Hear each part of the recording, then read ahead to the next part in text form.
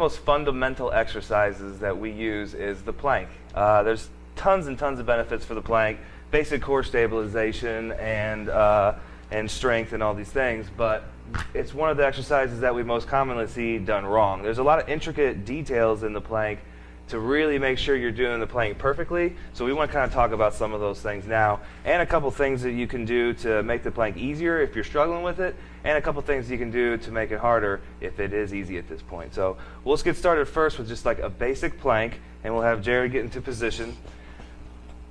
One of the most, the biggest thing that you're looking for in the plank is that you're straight from the heels all the way to the head. So a good way to check that is with PVC. We're going to put the PVC on his butt, back, and head, and tell Jared to get a nice long neck and keep that chin tucked. So this is a perfect plank here. We have 3 points of contact, looking good.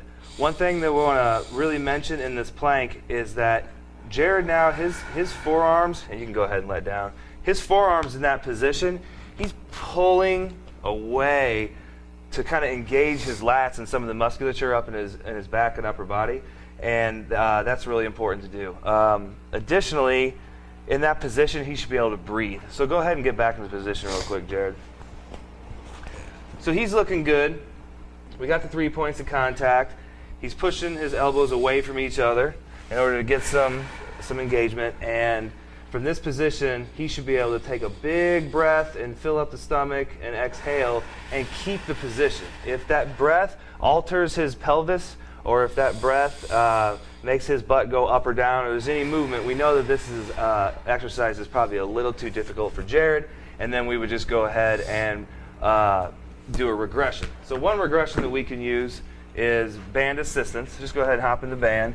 We can attach this band up to the top of a squat rack, or if we had a utility strap, we could attach it to a door. I mean, you could be creative. I'm just going to, for the sake of the video, just go ahead and hold it in my hand. And basically the band would be attached up to a high point. It's giving him a little bit of assistance here in the plank to make sure that he's not having to struggle through that. He can breathe better in this position. He's set up for success. And then what we do over time is we slowly start to decrease the tension of the band, or we decrease the thickness of the band that we're using. So we basically slowly over time start to take those training wheels off. Another good way to regress the plank if somebody's struggling with it is to do an elevated plank. So we'll just get Jared in position right here, forearms on the table.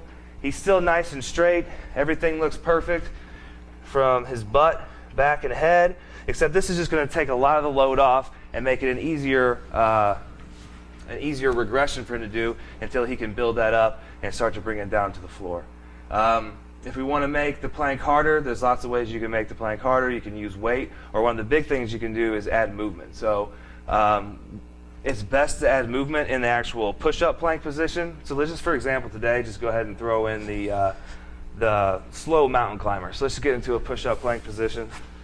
He's dialing the floor with his hands here. This is a basic plank. This is also a regression from the plank with the elbows down on the forearm, so this is another good one. And basically from here, we got those points of contact. He's got nice long arms. He's pushing away from the floor, and he's going to slowly bring one leg in without any alteration in his posture and bring that leg back out.